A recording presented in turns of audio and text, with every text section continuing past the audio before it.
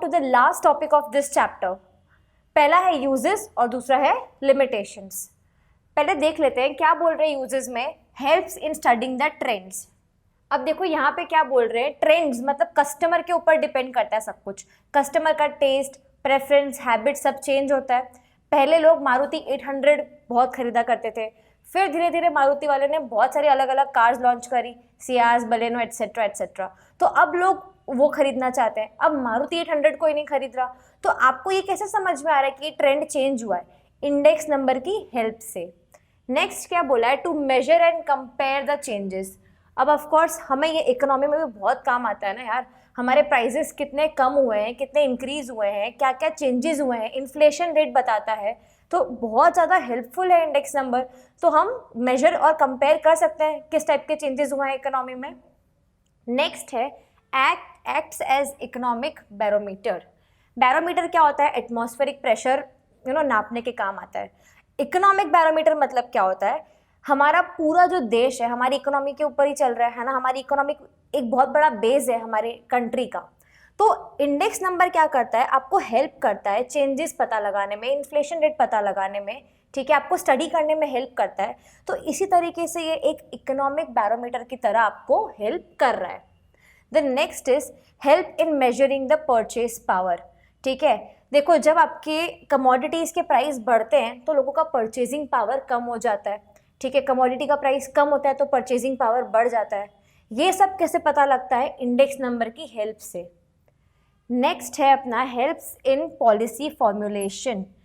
जब आप trend study करते हो, आप परचेजिंग पावर स्टडी कर रहे हो, प्राइस के लेवल इंक्रीज डिक्रीज हुए हैं, ये सब स्टडी कर रहे हो, चेंजेस देख रहे हो, तो आप पॉलिसीज़ भी फ्रेम करोगे कि अब हम आगे कैसे क्या पॉलिसीज़ बनाएं, किस तरीके से हम आगे लोगों को हम किस तरीके का प्राइस दें, किस तरीके के चेंजेस लेके आए, क्या ऑफर्स लेके आए, क्या करें इकोनॉमी के लिए। तो आपको हेल्प करता है पॉलिसी फॉर्म करने में। नेक्स्ट आते हैं लिमिटेशंस पे। लिमिटेशंस क्या है? Ignores the qualitative changes. अब देखो मैंने आपको बताया था पहले ही कि इकोनॉमिक एक्टिविटी है हमारा, ठीक है, और हमारा जो इंडेक्स नंबर है वो इकोनॉमी से डील कर रहा है। तो जो चेंजेस होते हैं वो नंबर्स में आएंगे, क्वांटिटेटिव टर्म्स में आएंगे।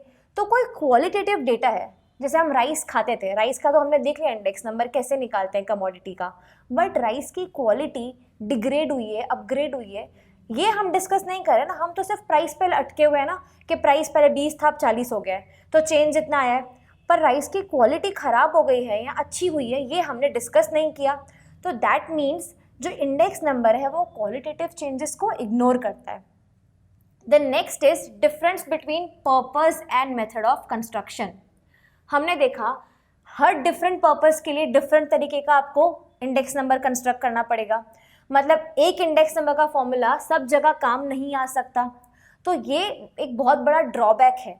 हमने आगे मीन, मीडियन, मोड ये सब पढ़ लिए, डिस्पर्जन, कोरिलेशन, वो एक ही फॉर्मूला हम बहुत जगह यूज़ कर रहे हैं, थोड़ा सा उसमें माइनर वेरिएशन करके।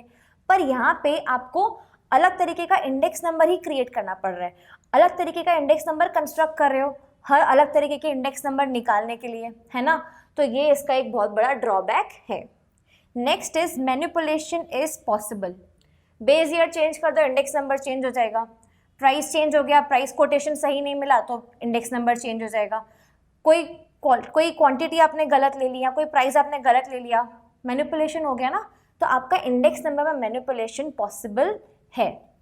नेक्स्ट है लैक ऑफ परफेक्ट एक्यूरेसी। अब देखो यहाँ पे भी हमने बात की थी पहले कि जब आप प्राइस कोटेशंस ले रहे हो, जब आप क्वांटिटी ले रहे हो, ठीक है, तो क्वांटिटी वेट है, वैल्यू वेट है, प्राइस में भी आपको वहाँ से लेना है प्राइस जहाँ पे वो वेल नोन जगह से, जहाँ पे वो चीज़ की ट्रेडिंग होती है पर्टिकुलर कमोडिटी की।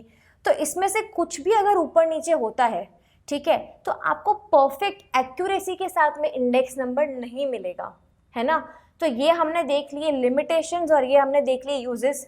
हमने कंज्यूमर प्राइस इंडेक्स, हमने होलसेल प्राइस इंडेक्स, हमने simple index number, weighted index number सब कंप्लीट कर लिया है।